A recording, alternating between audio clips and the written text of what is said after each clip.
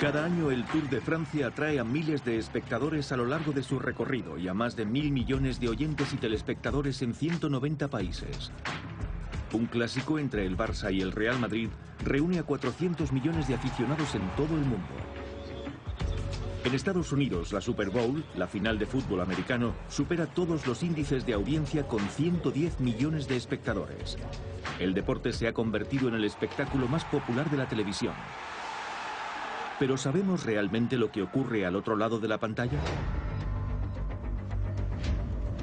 ¿Cómo trata la industria de los espectáculos deportivos a los deportistas durante y después de su carrera?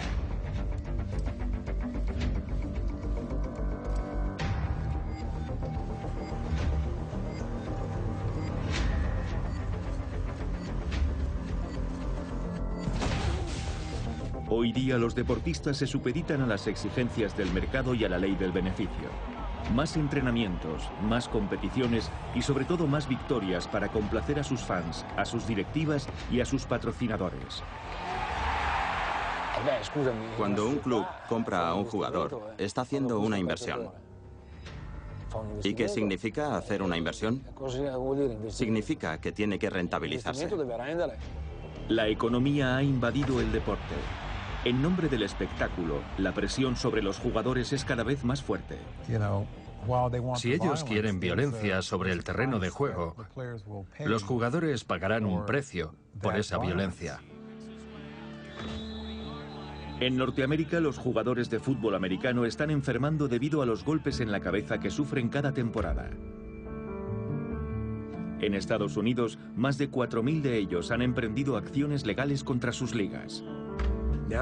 Ahora somos simples mortales. Es como si cogiéramos a un superhéroe, le quitáramos el traje y no volviéramos a verlo nunca más. Los jugadores viven en el presente. No piensan en qué ocurrirá dentro de 10 o 30 años. En Italia y en Francia, lejos de los estadios y las cámaras, jugadores de fútbol y otros deportistas han tenido un destino muy distinto al de sus sueños de campeones. En Alemania, hijos de nadadores nacen con malformaciones. Pagan el precio del dopaje impuesto por el Estado a sus padres. Los funcionarios sabían a lo que nos estaban sometiendo y conocían los efectos secundarios de aquellos productos. Pero les daba igual, y eso es lo que no puedo comprender. Ávida de hazañas, de récords, de palmarés, la industria del deporte se ha vuelto implacable. ¿Cómo ha llegado a esto?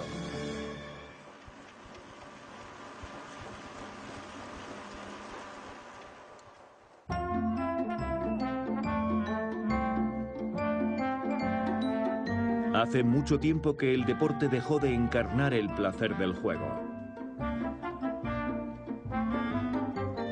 Una vez fue una actividad lúdica y voluntaria. Hoy día se ha convertido en un poderoso sector económico y la competición en una floreciente industria. El deporte beneficia a todos los actores económicos que de alguna manera han invadido las canchas y los estadios, es decir, los accionistas, patrocinadores, fabricantes de equipación, las cadenas y emisoras, que han creado una especie de cadena de intereses económicos de la que se espera una rentabilidad. El deporte se ha convertido en una importante fuerza económica. 700.000 millones de euros en ingresos globales anuales, el 3% del comercio mundial. Un mercado equivalente a la industria del automóvil que descansa sobre los hombros de varios miles de deportistas profesionales en cada país. Los deportistas están sometidos a una exposición cada vez mayor, como iconos planetarios que encarnan todos los valores de nuestra época: la juventud, el éxito y la fama. Pero ¿cuál es el precio que hay que pagar para llegar a la cima? ¿Hasta dónde deben llegar para alcanzar el reconocimiento supremo? ¿Y qué ocurre cuando descienden de los podios? Futbolistas, gimnastas, tenistas, hoy cuentan con la perspectiva necesaria para describir el sistema deportivo y las consecuencias que ha tenido en su vida y en su salud. Esta historia comienza el día que su carrera concluye. A veces siento celos de los artistas que cantan durante toda su vida o interpretan papeles durante toda su vida. Es horrible. Nosotros no tenemos nunca esa oportunidad. En un momento determinado estamos obligados a abandonar nuestra pasión porque envejecemos. Cuando juegas contra chavales de 20 años y tú tienes más de 30, aunque tu experiencia habla por sí misma, te das cuenta de que pueden saltar más alto, correr más y son más fuertes que tú. No te lo ponen fácil y, sobre todo, tú no eres capaz de defenderte. Entonces, es cuando te dices que tu carrera tiene que acabar cuanto antes.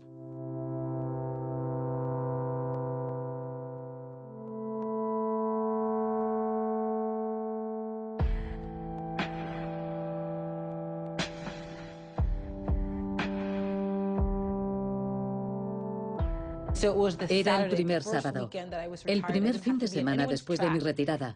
No tenía que estar en ninguna pista de atletismo. Había mucha humedad, llovía cántaros y hacía frío. Y yo estaba feliz porque no tenía que vestirme y salir a competir. Nadie me esperaba, nadie me presionaba. Sinceramente, me sentía eufórica. Lo primero que hice fue comer un postre. Una cosa que se llama brazo de gitano, que está hecha con un montón de ingredientes perniciosos. Algo increíble. Soñaba con ello desde los 16 años y tenía un sabor repugnante.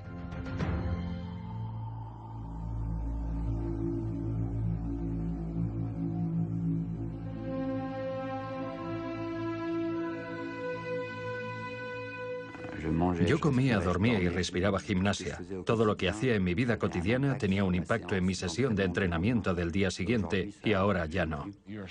Eres una estrella, ganas mucho dinero y de repente todo se disipa, se acabó. Te conviertes en una persona normal. Y de golpe ya no interesas a los medios de comunicación. Es un golpe duro. Es muy duro para una persona. Es como si de repente un actor que un día se encuentra en la cima de su éxito, al día siguiente está sin trabajo. Es un shock durísimo. 3 meses después estaba en la consulta de un psiquiatra a las 7 de la mañana, llorando, delante de los demás pacientes. Fue como si algo de mí hubiera muerto, como si hubiera dejado atrás mi cuerpo de gimnasta. Cuando concluye tu carrera, te dices a ti mismo que tu vida ha terminado. Es como si el gran amor de tu vida desapareciera de un día para otro. No te lo crees. Algunos se vuelven locos y se suicidan. No es una fantasía, es la realidad.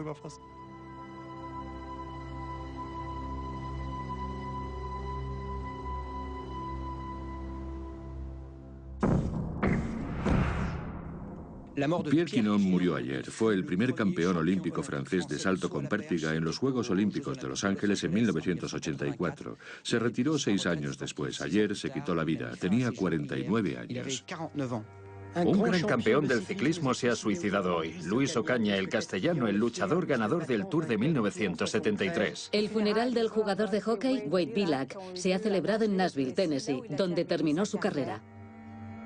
La lista de atletas con finales trágicos es larga. El futbolista galés Gary Speed. El estadounidense Antonio Pettigrew, medalla de oro de los 400 metros. El venezolano Edwin Valero, campeón del mundo de boxeo. El ciclista belga Dimitri Defoe y muchos otros. Lo han dado todo. Su sacrificio ha sido total. Y se quedan vacíos después de dar todo lo que se les ha exigido. El shock es fortísimo. Han alcanzado grandes logros y de repente se preguntan, ¿y ahora qué? Han perdido aquello con lo que se identificaban. Ya no son más que una imagen. Una imagen con una capa muscular.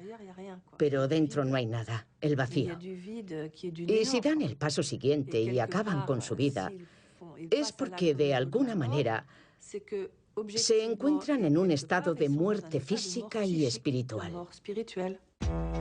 Existe también una especie de muerte social.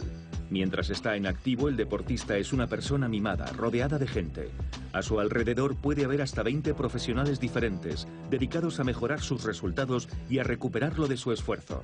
Entrenador, cuidador, fisioterapeuta, masajista, acupuntor, médico, psicólogo, nutricionista, cocinero, agente. Una constelación de expertos dedicados al cuerpo del atleta y a su éxito. Yo adoraba mi cuerpo. Cuando estás entrenando, cuando tu vida gira en torno al entrenamiento, tienes un aspecto increíble. Así que en mi caso, lo que más echo de menos actualmente es mi cuerpo. Siempre que entraba en el estadio de San Siro, me sentía como un gladiador. No tenía miedo a nadie y podría haberme enfrentado a cualquier adversario. El subidón de adrenalina que tienes cuando entras en el terreno de juego, en la Liga de Campeones, en estadios con 30, 40, 70.000 espectadores, eso no se puede comprar en ninguna parte. Tienes la sensación de que vuelas. Es como si te pusieras unas alas y echaras a volar. Te sientes en absoluta plenitud. Es un sentimiento de felicidad absoluta. Te gustaría parar el tiempo y que se detuviera ahí. Tu padre tiene ese brillo en los ojos. Tus amigos están allí. Todos compartiendo ese momento. Es una experiencia extraordinaria. Y realmente no se me ocurre nada comparable. Tal vez el nacimiento de un hijo tuyo, pero en la vida cotidiana encontrar algo así es bastante complicado.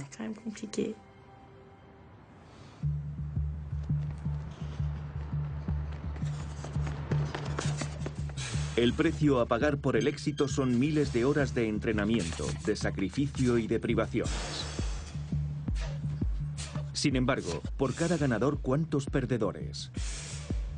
Terminar la carrera profesional sin haber subido al podio a causa de una lesión o derrotado por un adversario dopado deja un sabor amargo.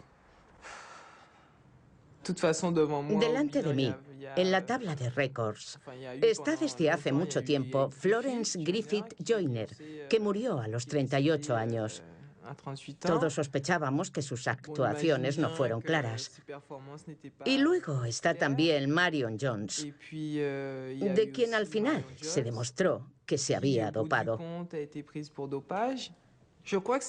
Esa es la parte más oscura de mi carrera, que ha habido atletas que para mí han hecho trampas y que no han sido desposeídas de sus récords. Yo he sido derrotado por atletas que se estaban tomando sustancias prohibidas y fueron descubiertos aquel mismo año o al año siguiente. He perdido medallas, he perdido dinero y sospecho que parte de mis lesiones se debieron a que me entrenaba para derrotar a atletas que se estaban dopando, pero ¿qué puedes hacer? Los atletas que se dopan a menudo lo hacen con la complicidad de los médicos de su entorno. En Italia, los deportistas que se dopan se enfrentan a penas de cárcel y también aquellos que les suministran o administran los productos. Darío D'Ottavio, antiguo miembro de la Comisión Antidopaje italiana, participó en un control sorpresa en el que 86 ciclistas y médicos fueron arrestados, investigados y algunos sentenciados a 6 meses de cárcel. Ocurrió en 2001 durante el Giro de Italia. En los maleteros de la caravana encontraron cientos de medicamentos. Aquel día comprendí verdaderamente lo que es el dopaje. Tuve la oportunidad de comprobar que los equipos técnicos que acompañaban al Giro de Italia tenían una farmacia ambulante con medicamentos autorizados y medicamentos prohibidos. Pero jamás habría imaginado que para conseguir aquel rendimiento era necesario recurrir a una medicalización tan sofisticada. Aquella intervención puso de manifiesto la influencia de la medicina en el cuerpo y el rendimiento de los ciclistas, una bioquímica convertida en esencial para afrontar el ritmo sobrehumano de los horarios de competición. ¿Quién es el verdadero campeón? ¿Es el atleta? ¿O el personal médico y clínico que ha confeccionado a ese atleta? La medalla, ¿a quién se la damos? ¿Al atleta? ¿A los médicos? ¿A los dos? ¿Montamos 2 podios? Es totalmente repugnante.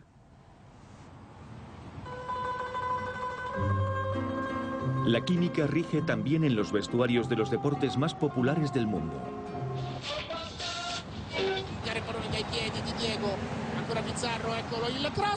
Exfutbolistas padecen cánceres relacionados con las sustancias que ingirieron en el transcurso de sus carreras. Este hábito fue revelado por el fiscal general Raffaele Guariniello, En 1998, este especialista en salud laboral empezó a investigar el mundo del fútbol después de que saliera a la luz que en la Juventus de Turín se habían utilizado 281 tipos diferentes de medicamentos. Utilizando los álbumes de Panini, Guariniello contactó con unos 24.000 jugadores retirados de primera y segunda división y descubrió que 600 de ellos estaban enfermos y decenas habían fallecido por causas sospechosas. Gianluca De Ponti jugó de delantero centro en una decena de clubes.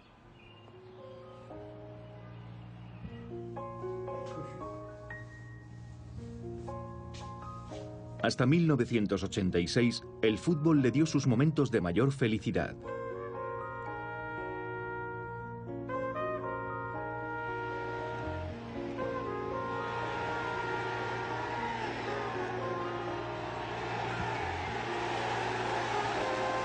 Tras concluir su carrera en primera división, le diagnosticaron un tumor cerebral mientras trabajaba como entrenador.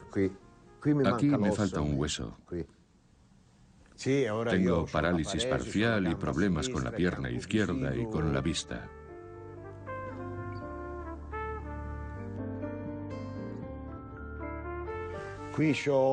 Aquí estoy en el equipo del Bolonia. Era en 1967-68. Todo esto es muy triste. Este es Stefano Chiodi. Nació en 1956. Murió hace unos años. Este es Tazio Roversi. Murió también hace unos años. Fiorini era el más joven. Nació en 1959 y murió de cáncer de páncreas.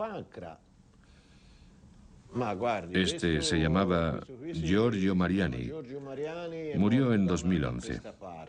Este es Beatrice. Murió hace varios años. Aquí está Rognoni. Murió de cáncer. Ah, y me olvidaba de Macchi, muerto también. Era sobrino de Chiaruggi.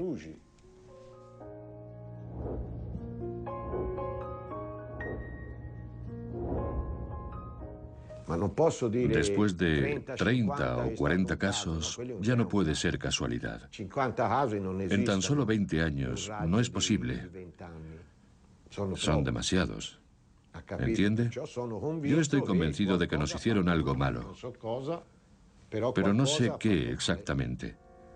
70 exjugadores de fútbol han muerto de cáncer, una tasa que duplica la de la población italiana y que se explicaría por la abundancia de medicamentos en los vestuarios de los clubes.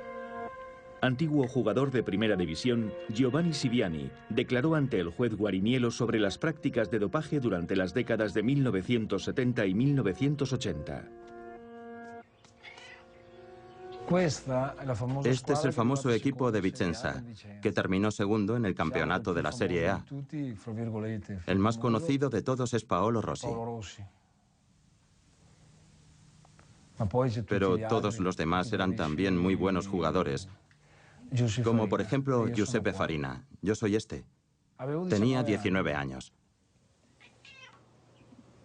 Según él, las inyecciones intravenosas eran habituales antes de los partidos. Recuerdo los viales blancos sin etiquetas.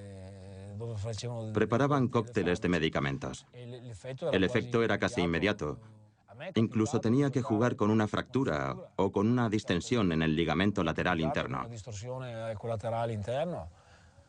¿Tú tienes confianza en tu médico o en tu masajista? Porque normalmente un desgarro muscular tarda 3 semanas en curarse. Así que si te curaban en 3, 4 o 5 días, pues confiabas en ellos. Pero lo que no sabías realmente era si lo estaban haciendo en tu propio beneficio o en el suyo. Otros exfutbolistas han declarado también que les administraban inyecciones. En el AS Saint-Étienne en la década de 1970, en el Olympique de Marsella en la década de 1990 o en la selección de Alemania en el Mundial de 1986, aunque solo parece haber producido tal cantidad de cánceres y enfermedades vasculares en los deportistas italianos. Sin embargo, la justicia no pudo desvelar el contenido de los viales. ¿Es posible todavía ser un atleta de alta competición sin depender de los médicos y los medicamentos?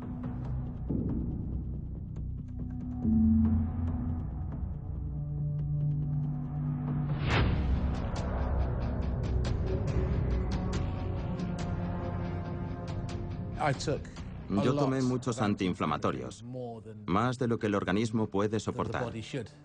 Ahora tengo una úlcera, problemas de estómago y todo tipo de problemas a causa de la cantidad de antiinflamatorios que tomé. La gente suele pensar que los atletas son gente sana y equilibrada, pero para que un atleta gane medallas, se tiene que producir un desequilibrio. Nos entrenamos más de lo que nuestro cuerpo puede soportar y sufrimos también más de lo que nuestro cuerpo puede aguantar. Durante el torneo de Wimbledon, por la noche no era capaz de poner el pie en el suelo. Tenía una tendinitis tan grande en el tendón de Aquiles que mi pie se quedaba recto. No es fácil. Luego fue el hombro, la espalda, las caderas, un poco de todo, los músculos abdominales. Es una tortura, porque empujas tu cuerpo al límite de lo imposible. No es humano. Vemos a muchos atletas vomitar, intentando por todos los medios recuperarse para poder levantarse al día siguiente y pasar por todo ese suplicio de nuevo. Obligados a entrenar más duramente y durante más tiempo. Sometidos a calendarios de competición más saturados, los deportistas soportan un sufrimiento que el público desconoce.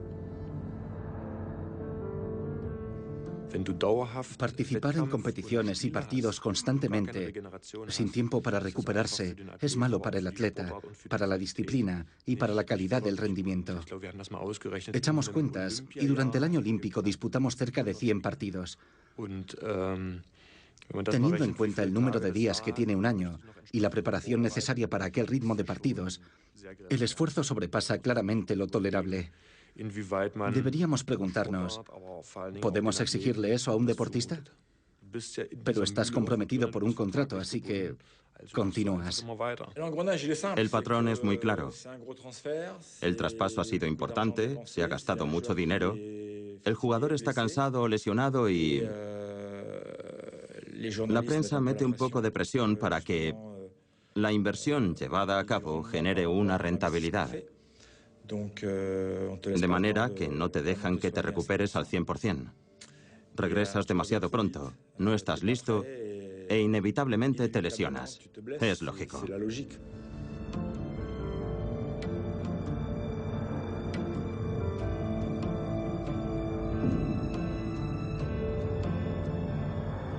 Pero repito que las compensaciones son tan grandes que aceptas cualquier cosa para alcanzar tu objetivo.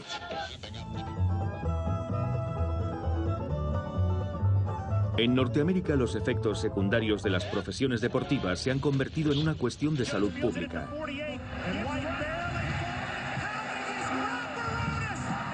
Ha anotado un gol de campo de 60 yardas. Ahí está George.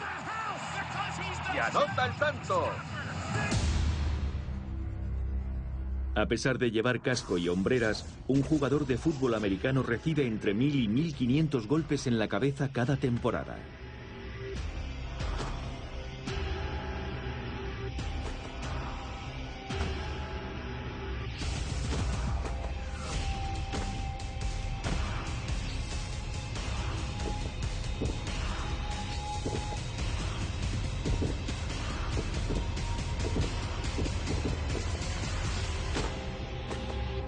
Estos impactos producen a menudo conmociones cerebrales. Una conmoción es un golpe en la cabeza o una onda de choque que se propaga desde el tórax a la cabeza si has recibido un golpe en el tórax como consecuencia de un placaje, por ejemplo en un partido de fútbol americano o de rugby. En ese momento el cerebro se desplaza de atrás hacia adelante y es ese desplazamiento del cerebro el responsable de la conmoción que luego conduce a trastornos neurológicos. Los trastornos neurológicos pueden manifestarse como problemas de visión, vértigo, pérdida de memoria, que a veces se agravan una vez concluida la carrera. A la larga existe el riesgo de desarrollar enfermedades como la demencia, el Alzheimer o el Parkinson. Seguir jugando con una lesión cerebral ocasionará futuros problemas. Hasta 2009, la Liga Nacional de Fútbol Americano negó la gravedad a largo plazo de estos impactos continuos. Sin embargo, estos traumatismos craneales son el origen de depresiones profundas y de decenas de suicidios. El sábado se celebrarán los servicios fúnebres en honor de un veterano de la NFL, Dave Durson, de los Osos de Chicago, campeón de la Super Bowl, que se quitó la vida la semana pasada tras dejar notas y mensajes de texto a su familia como última petición para que su cerebro fuera examinado tras su muerte. Durson sospechaba que sufría daños cerebrales debido a sus años como jugador de fútbol.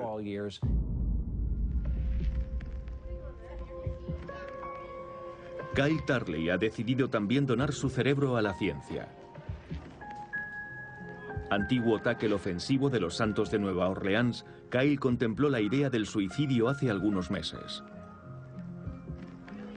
Desde entonces, su mujer guardó su arma de fuego en una caja fuerte.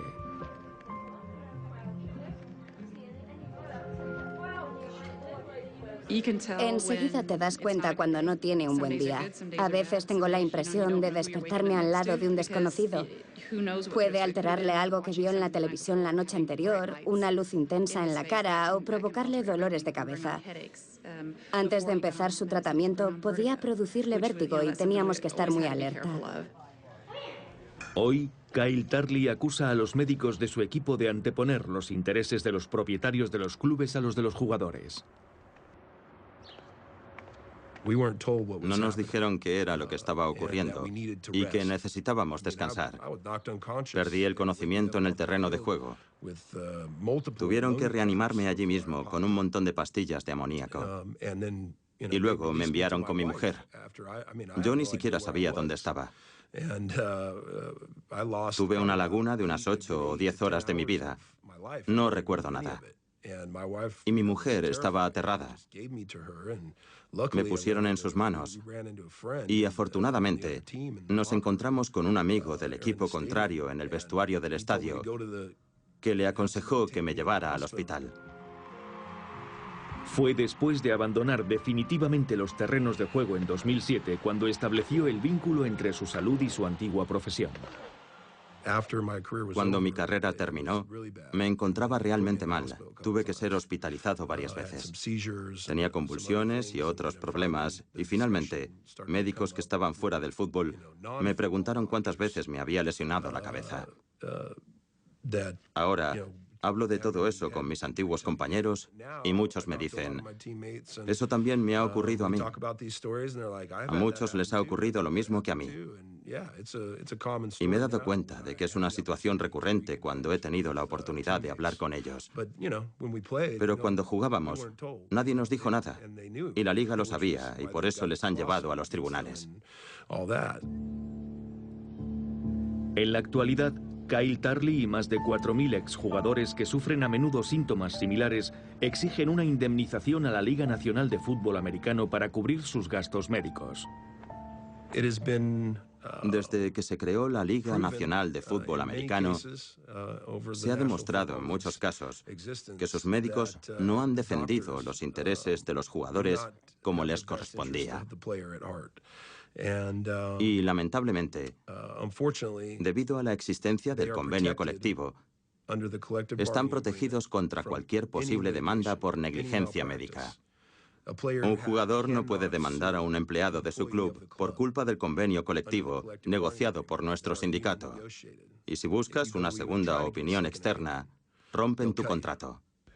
Desde el momento de su fundación en la década de 1920, la Liga Nacional de Fútbol Americano ha temido siempre las consecuencias de los traumatismos craneales de sus jugadores. En 1994, un estudio interno patrocinado por la NFL sobre los peligros de las conmociones cerebrales fue silenciado con el fin de proteger un deporte que atrae en la actualidad a 110 millones de telespectadores en la noche de la gran final de la Super Bowl, el programa de mayor audiencia de la televisión estadounidense.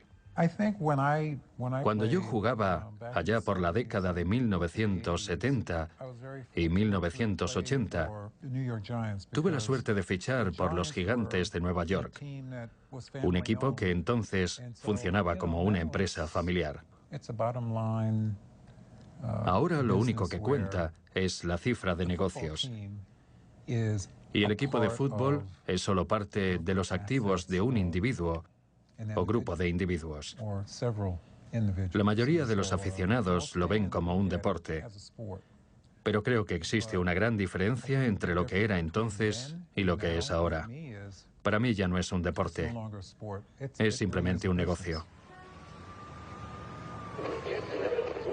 Debido a las demandas que en su día presentaron miles de exjugadores a la NFL por no protegerlos contra traumatismos craneales devastadores, la NFL pagará $765 millones.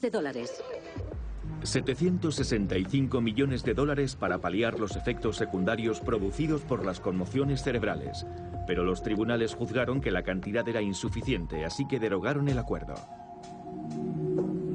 Los científicos han encontrado efectivamente una relación entre las conmociones cerebrales y la depresión, y el número de demandantes podría aumentar de manera exponencial.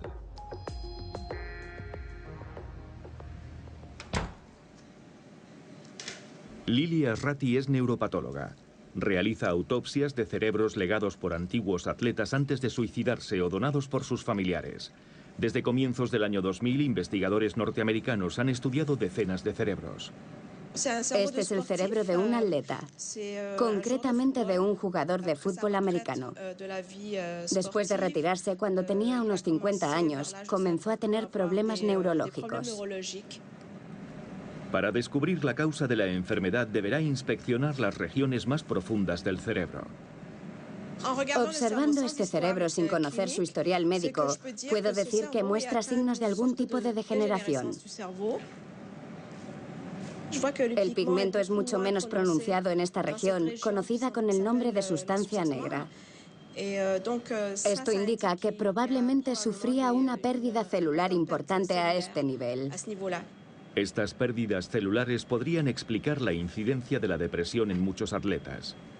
A menudo la depresión se ha desligado de la profesión de un boxeador o de un deportista y de las conmociones cerebrales que sufrieron durante su carrera profesional.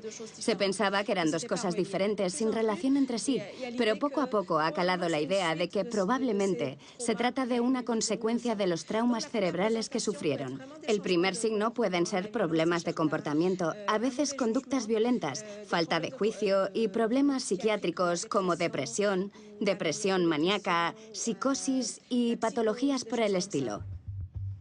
Y también tendencias suicidas. La investigadora va a analizar ahora muestras de tejido tomadas en un deportista que se suicidó en el año 2011.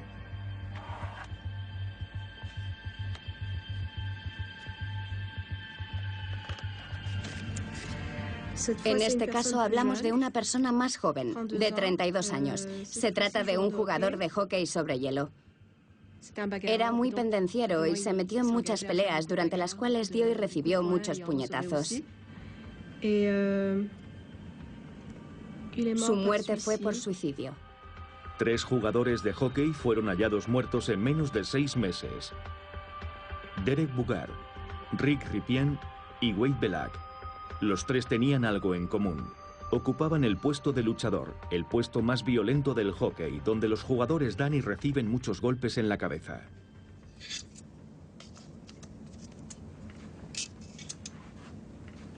Lo que veo es que en la región superficial del córtex cerebral hay muchas neuronas llenas de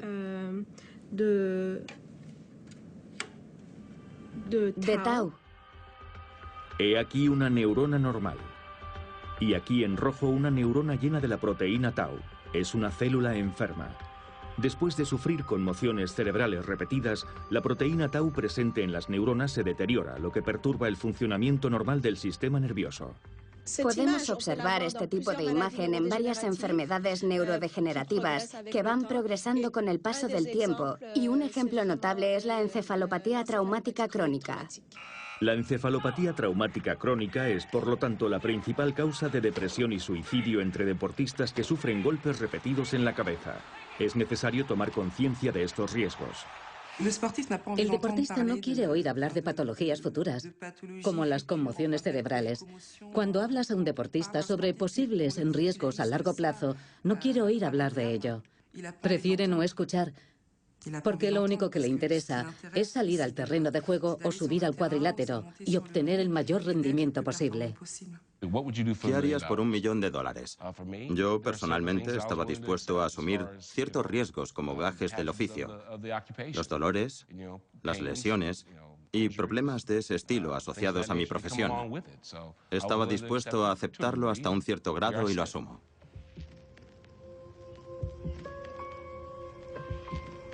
En Italia, el fútbol se ha visto también afectado por una enfermedad neurodegenerativa.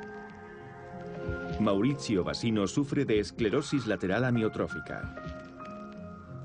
La ELA es una enfermedad incurable.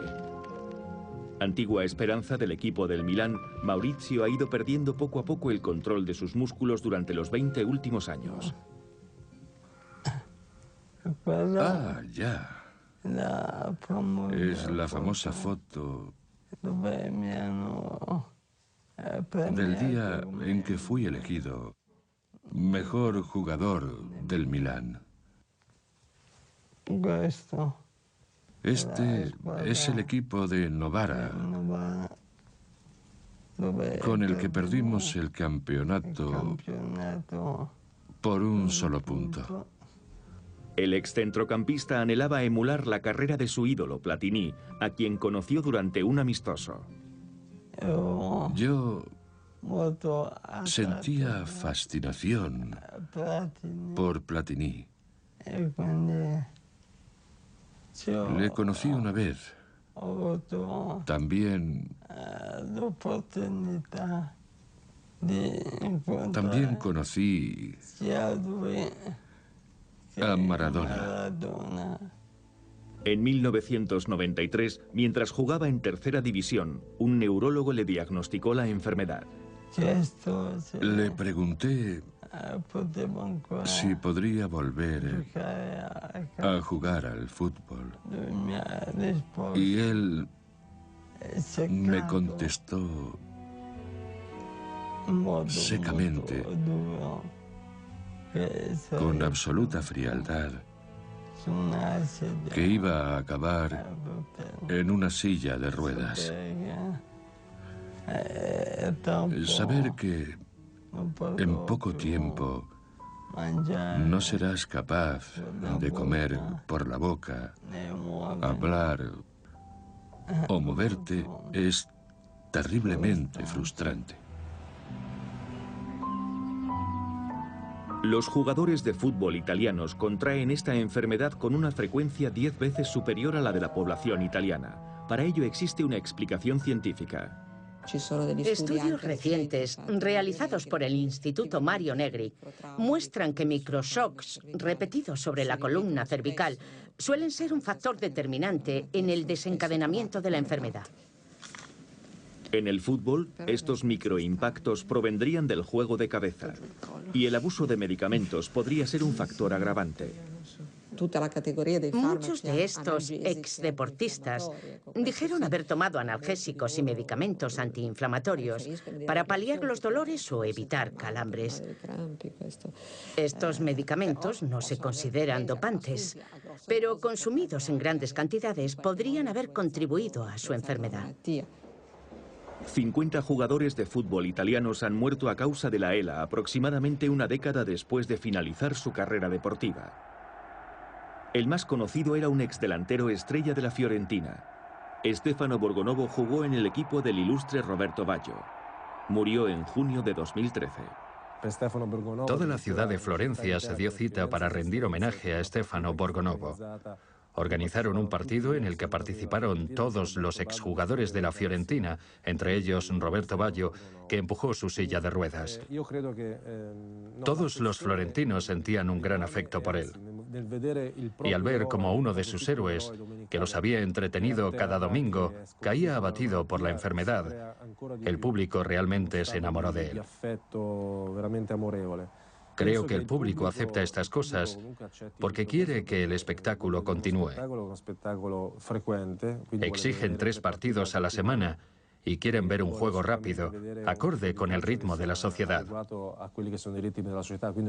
Toda una generación fue víctima sin saberlo.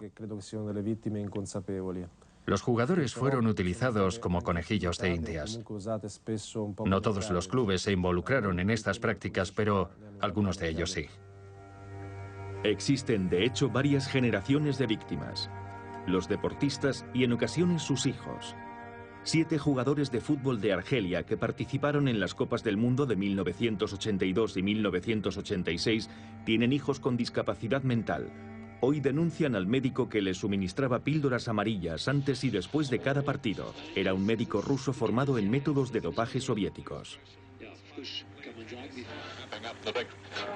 En la antigua República Democrática de Alemania, la RDA, las deportistas atletas dopadas por el Estado tienen hoy un 32% más de probabilidades de sufrir un aborto que una mujer normal.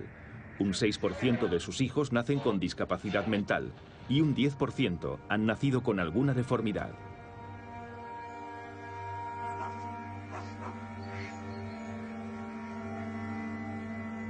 Jutta Gottschalk es una exnadadora dopada con esteroides anabolizantes. Su hija Corina nació ciega de un ojo.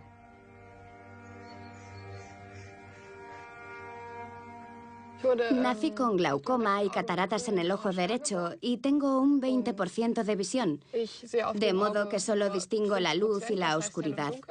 También soy miope del ojo izquierdo. Como el glaucoma y las cataratas aumentan la presión intraocular, sufro a menudo dolores de cabeza. Me han sometido a varias operaciones de láser para tratar de aliviar la presión intraocular. Cuando nació Corina, yo no sabía cuál era el origen de sus males y ya era bastante duro de soportar, pero cuando lo comprendí fue terrible. Entre los 10 y los 14 años, Jutta fue sometida al programa de entrenamiento intensivo de natación de la antigua RDA, con el que Alemania Oriental cosecharía 11 medallas en los Juegos Olímpicos de 1980. La medalla de oro es de 1979. Fui campeona alemana de mi categoría, las nadadoras nacidas en 1975. Las otras 2 son las primeras medallas que gané después de que el dopaje comenzó a surtir efecto. Mejoré más de 5 segundos. Estaba muy orgullosa. Pero echando ahora la vista atrás, a causa del dopaje, no fueron merecidas. Durante años, Jutta nunca estableció la relación entre la ceguera parcial de su hija y su dopaje. ¿Cuál era el método de dopaje en aquel entonces? Nos daban una taza al lado de la piscina con 10, 15 y a veces incluso 20 comprimidos de diferentes colores. Transparentes, amarillos. ¿Y te las tomabas tal cual? Creía sinceramente que eran vitaminas que nos ayudaban a no caer enfermas y a soportar el entrenamiento. Pensé que querían lo mejor para nosotras, pero lo único que buscaban era el interés del Estado. Las vitaminas eran en realidad turinabol oral, un potente esteroide anabolizante distribuido a 10.000 atletas, muchos de ellos menores de edad. Sí, fue muy extraño. Mis músculos prácticamente explotaron y mi espalda se ensanchó de una forma espantosa.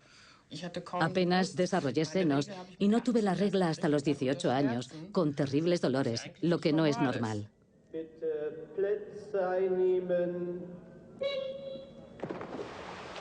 A veces nos ponían un goteo intravenoso y 2 veces al año nos daban electroshocks en los brazos y en las piernas.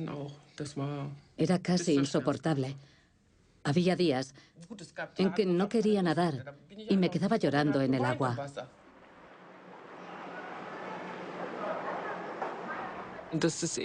Era un sistema dictatorial que Realmente nos ponía a prueba.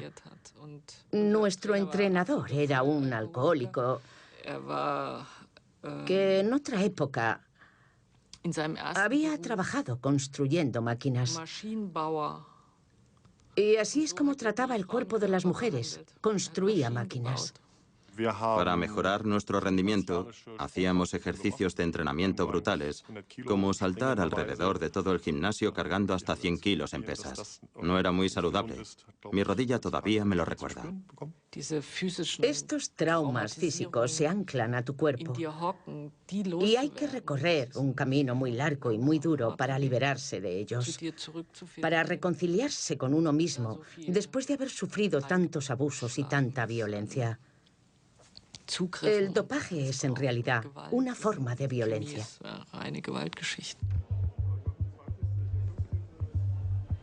En Berlín, en el año 2000, se sientan en el banquillo los responsables del régimen de dopaje del Estado.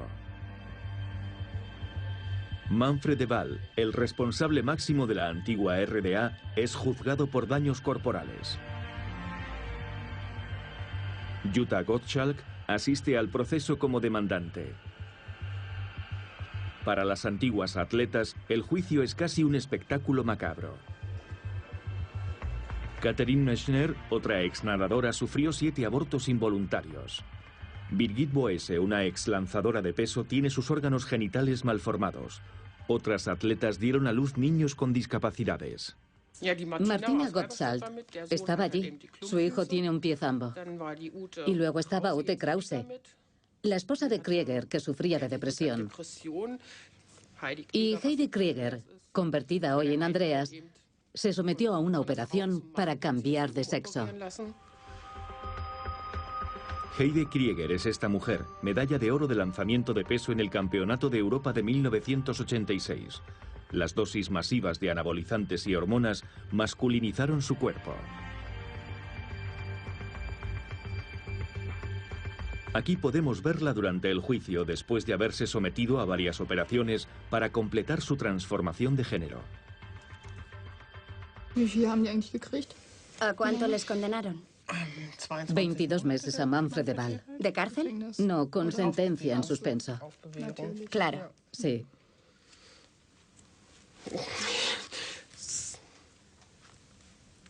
Sigue siendo una gran decepción.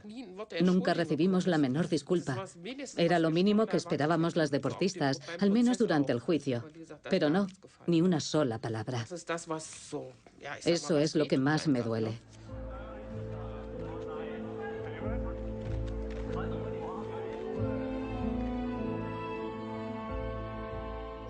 Lo que les reprocho, sobre todo, es que se atrevieron a hacer algo así a unas niñas.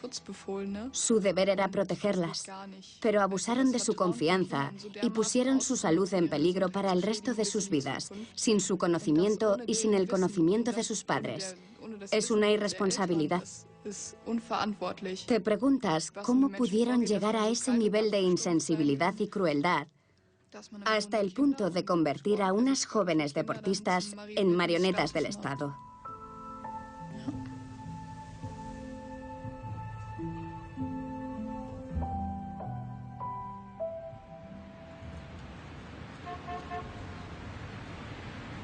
En 2006, 184 exatletas fueron indemnizados por el laboratorio que fabricó los anabolizantes. Entre ellos estaba la ex-lanzadora de peso Heidi Krieger, ahora Andreas Krieger.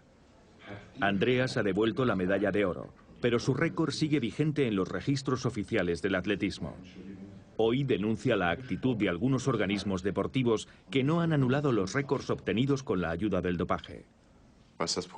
Lo que el público no comprende es que está pagando por un espectáculo que es una farsa, porque tales niveles de rendimiento no se consiguen limpiamente. Y sin embargo aplauden a esos héroes. ¿Quién engaña a quién? ¿Quién es el farsante? ¿El atleta o los aficionados que se dejan engañar?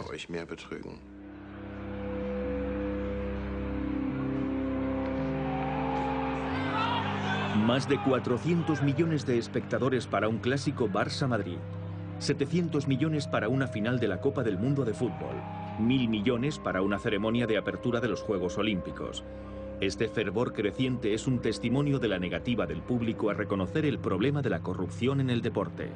Las imágenes del deporte son tan hermosas que de alguna manera los telespectadores se desconectan de toda connotación ética o moral. Para ellos el deporte se ha convertido en un mero espectáculo. Entonces ya no podemos hablar de la virtud en el deporte como hemos hecho durante un siglo, sino más bien de una actividad económica.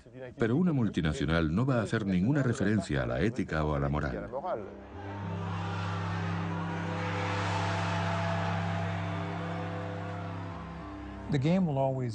El deporte existirá siempre, lo queramos o no, porque siempre habrá gente que querrá ver su fútbol y no quieren que nadie venga a cambiarles su deporte. Y por otro lado, siempre habrá deportistas que querrán jugar impulsados por el incentivo económico, es decir, el salario que perciben por jugar.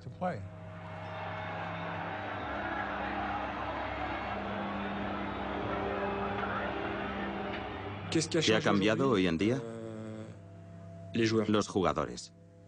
Los jugadores han cambiado. Creo que ahora desempeñan un trabajo. Ser futbolista ha dejado de ser un deporte para convertirse en un trabajo. Están ahí para ganar dinero, no para ganar títulos. Y es muy triste decirlo así. Personalmente es algo que me pone enfermo. Alcanzar el éxito, ganar dinero. El incentivo económico se ha vuelto tan grande que los jugadores están dispuestos a correr riesgos con su salud, puesto que sus sueldos varían en función del éxito o del fracaso.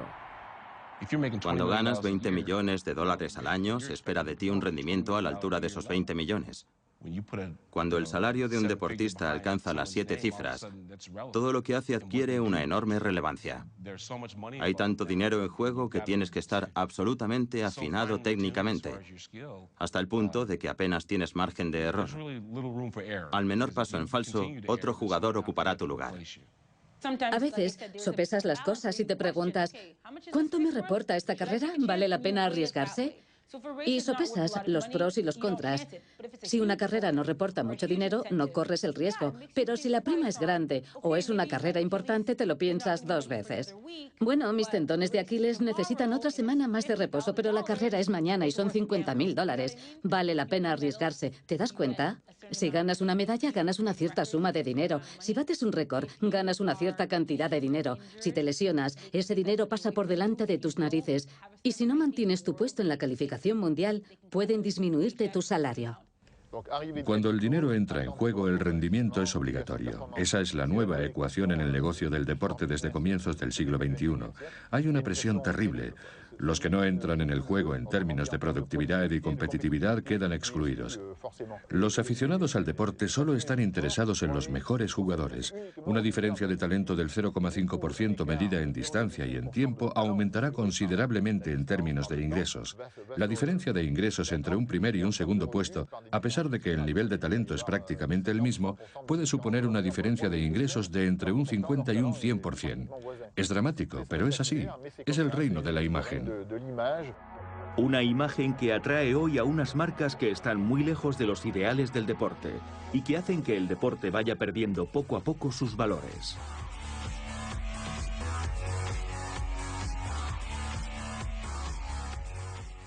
He comprendido que un deportista es un producto.